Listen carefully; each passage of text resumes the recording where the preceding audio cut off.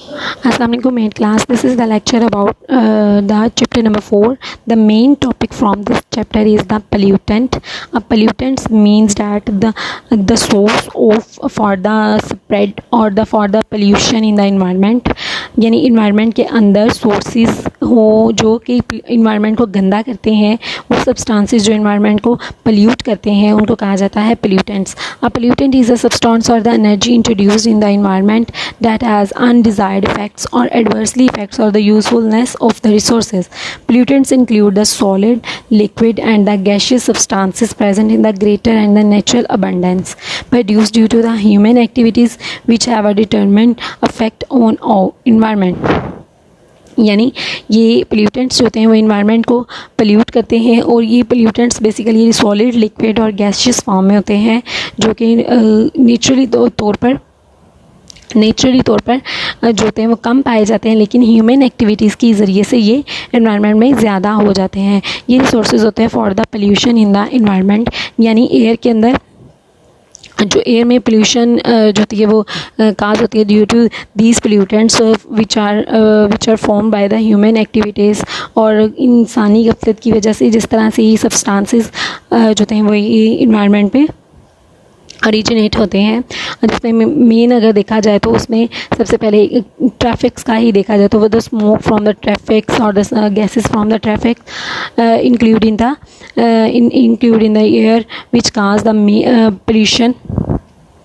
तो ये पोल्यूशन काज करते हैं. उसके बाद आ जाती हैं टाइप्स ऑफ पोल्यूटेंट्स. अब पोल्यूटेंट्स की टाइप्स क्या क्या हैं. सबसे पहले हैं प्राइमरी पोल्यूटेंट्स.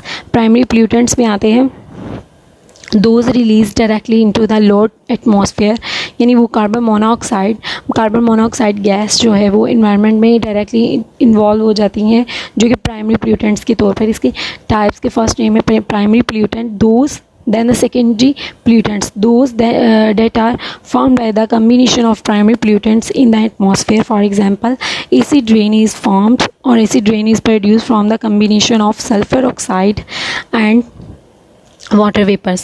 अदर एग्जांपल्स अगर देखा जाए तो HNO3 जो नाइट्रिक एसिड्स हैं, सल्फ्यूरिक एसिड्स हैं और नाइट्रेट्स और सल्फेट्स हैं, ये बेसिकली सेकेंडरी न्यूट्रिएंट्स हैं जो कि प्राइमरी न्यूट्रिएंट्स के कम्बिनेशन से बनते हैं.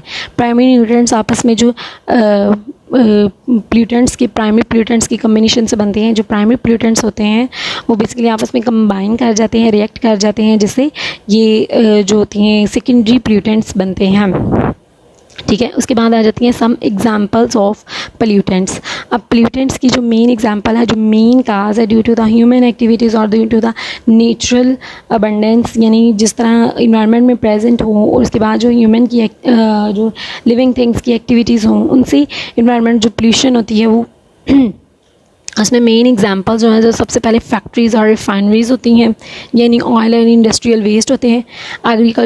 एग्रीकल्चर में जिसमें पेस्टिसाइड्स किए जाते हैं, फर्टिलाइज़र्स और यूट्रोफिकेशन की जाती हैं जिससे इन्वायरमेंट पोल्यूट करता है और पोल्यूटेंट सब्सटेंसेस बनते हैं. जिसमें उसके बाद आ जाता है ह्यूमन सीवेज, जिसमें जो है वो पिट और लेट्रिन्स और इसमें टैंक्स जो होते हैं सेवेज सिस्टम से जो सब्सटेंसेस होते हैं वो भी इन्वायरमेंट को पोल्यूट करते हैं और पोल्यूटेंट्स बनते हैं.